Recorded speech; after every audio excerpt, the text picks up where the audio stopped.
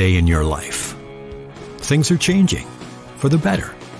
At Comcast, we see those changes, and we're thinking about how we use technology today to live, work, learn, and play. And we're building for the future now, so we're better prepared for the wants and needs of tomorrow.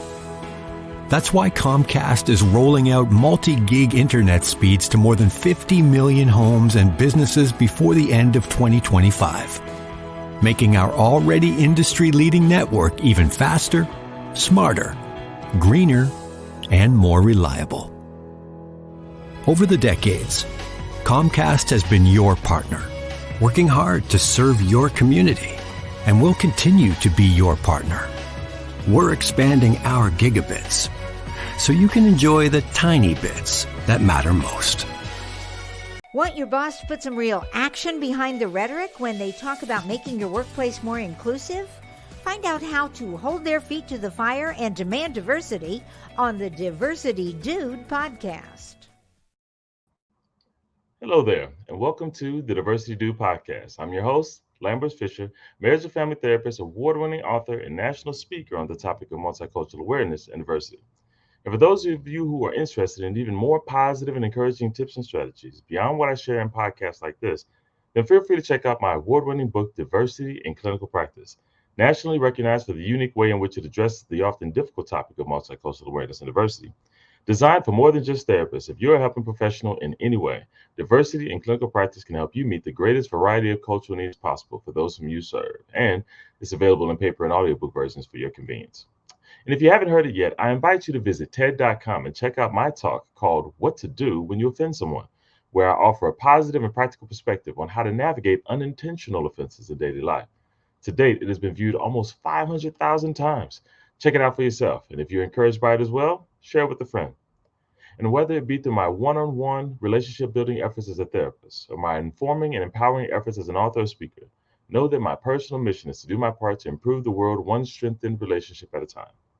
So today I want to share with you an encouraging perspective on avoiding bias and fear-based voting.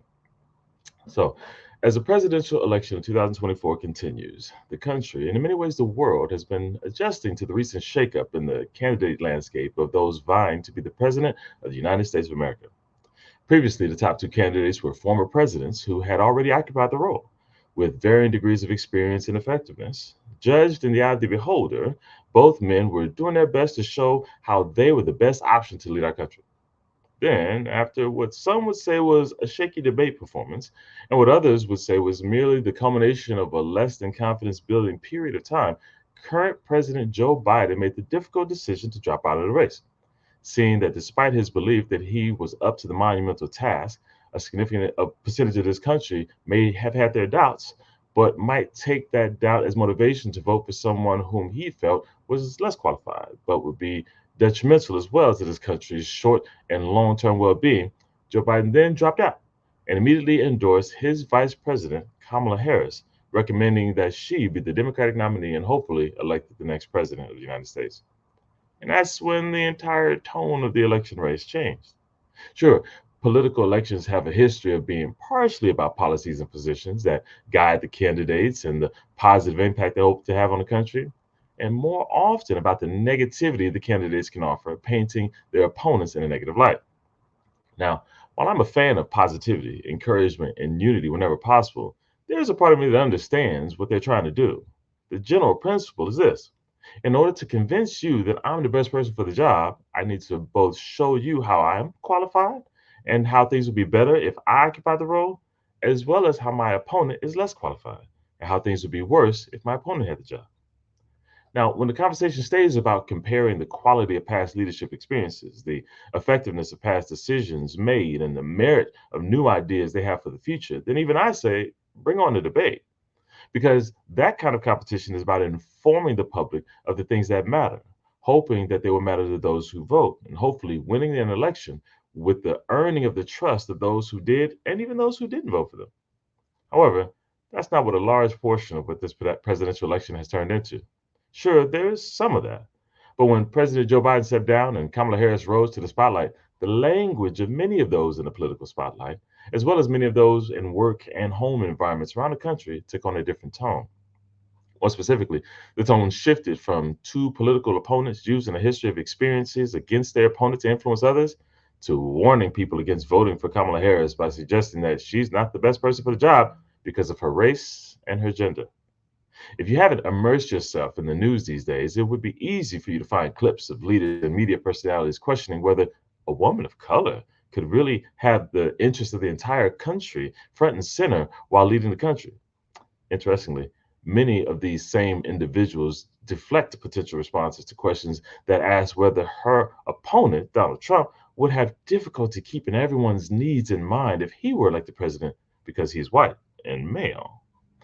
Following up on recent podcast conversations about the insulting implications of people of color being accused as DEI hires, insulting because it assumes that people of color couldn't possibly be qualified for leadership roles, such that if they somehow obtain a leadership role, it must be because of DEI charity. As a result, you should not only resent DEI charity efforts, but also fear their obviously detrimental, unqualified leadership efforts as a result, the implication goes. Now, while the best response to arguments like this is to inform such ignorance by highlighting what shouldn't need to be defended, in her long history of leadership in the presidential candidate case and her political accomplishments thus far, clearly, once seen, show that to diminish her political leadership roles as charity would be to be ignorant, considering her long history of qualifications. It would also highlight the bias influence such considerations have.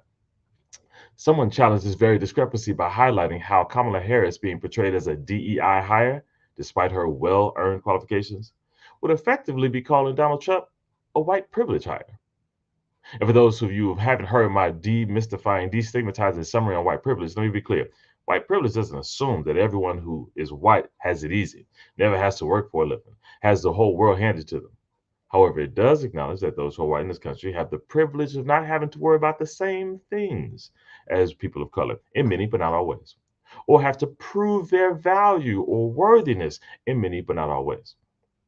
In this case, and especially for those who argue the election of President Barack Obama eliminated all racism and biases in America, let me be clear. There are many in this country who have even admitted that they don't feel as comfortable or they feel more comfortable with Donald Trump over Kamala Harris, admitting that while they don't like a lot of things Donald Trump has done, they're cautious about what a woman of color who was president would look like. Not about that what this specific woman of color because of her known history on any particular issue or topic, but because biases against people of color and women continue to persist. As a therapist, I understand the role fear and biases have and the role that these have on decisions that occur each and every day, both large and small. In addition, I also know and understand that decisions based on unqualified biases, unjustified biases, especially cultural biases, they cause more division than unity and negativity that impacts decisions and behaviors from the top down. All that being said, my hope for you is that you'll be able to see past these realities, that you'll be able to do your best to keep your eyes and ears open over the next several months.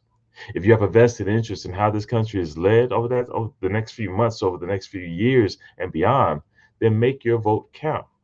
Take the time to know the candidates vying for your vote, both what they've done and what they hope to accomplish moving forward. And make your vote accurately represent who you feel would do the best job representing you and those whom you care about, the issues that you care about. I'm not here to tell you which candidate to vote for, but I'd rather you vote for who you want rather than against who you were taught to fear based on the mere fact that they're different from you culturally. And no matter who wins the election, I hope that you continue to do all that's within your power to make the country safe and a thriving place for you and everyone you care for. And with that, I'll say thanks again for listening in to today's Diversity Do podcast. If you have any pressing diversity-related questions that you'd like me to address on an upcoming podcast, or if your organization is in need of a shame-free or empowering guest speaker or train on this often sensitive topic, then feel free to reach out to me directly at www.diversitymadesimple.com. And if you know of anyone else who can benefit from a positive and encouraging perspective on this often difficult topic, feel free to send them a link to this podcast so they can be encouraged as well. Or share with them my award-winning book, Diversity in Clinical Practice, available at Amazon.com. And as usual, I look forward to addressing as many topics as possible in future podcasts to help you improve as many relationships as possible at work, at home, and in your community. And as always, remember this: you don't need to know everything about everyone in order to have a positive impact on someone. Thank you all for tuning in, and have a great day. Tune in each week and find out how to demand and implement diversity at your job. To hear more, check out previous Diversity Dude shows on ShalettaMakesMeLaugh.com. You know Shaletta makes you laugh, but did you know Shaletta Brundage can also make you think and boost your business? Media personality, activist, and comedian Shaletta Brundage founded Shaletta Makes Me Laugh to celebrate and share the best of Black culture. It's a podcasting platform. You can download 10 weekly podcasts hosted by African American subject experts at ShalettaMakesMeLaugh.com or wherever you find your favorite podcasts. ShalettaMakesMeLaugh.com is also a production house, creating broadcast quality commercial content. And Shaletta and her team of storytellers create powerful promotional campaigns to get businesses the brand awareness they're looking for. Some of Minnesota's top businesses trust Shaletta, and you can too. Get out the word about your events and products and get in front of communities of color with ShalettaMakesMeLaugh.com. She's got the power to help your business. In this job, I challenge myself and grow. At Lutheran Social Service of Minnesota, Kelly makes a difference. We see people, not disabilities. I'm here for them. Lutheran Social Service is now hiring direct support professionals to work in our homes and empower people in our community. The work is rewarding, and so are the benefits. Full-time direct support professionals receive medical, dental, and vision plans, matched retirement savings, paid time off, and more. LSS is a great organization. They recognize my talents and my desire to grow. Kelly has advanced to a job as a training specialist, working with new employees to prepare them to support people with disabilities. We're neighbors helping neighbors. So do work that matters. Grow with us.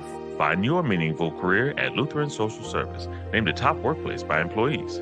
Learn more at lssmn.org/immediate openings. Ask about the hiring bonus. You might be eligible for up to $2,000. If you live in an older home, it may contain lead-based paint on walls, woodwork, and windows. Even more bad news, lead exposure can be dangerous to young children and impact their brain development. And now, the good news. Hennepin County will fix lead hazards in your home at no cost to you. We were worried because of the paint in the windows in the bedroom. They were peeling and chipping, and we know that when paint peels and chips and it looks a certain way, that's possibly lead. We were worried for our children more so than anything. Eligible homes can qualify for up to $15,000 in upgrades. You may even qualify for new energy-efficient windows.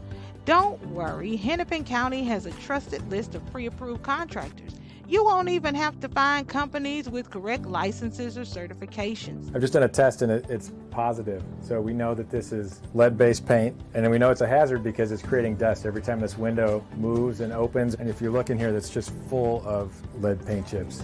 You won't have to stay with your cousin while you're getting the lead out. Hennepin County even pays for you and your family to stay in a hotel while the work is underway. The last good news is how easy it is to apply. Just go to hennepin.us/lead control to get started. I'm really happy with the program. We can go to bed knowing that our children are safe. That's hennepin.us/lead control. Tell your friends about it.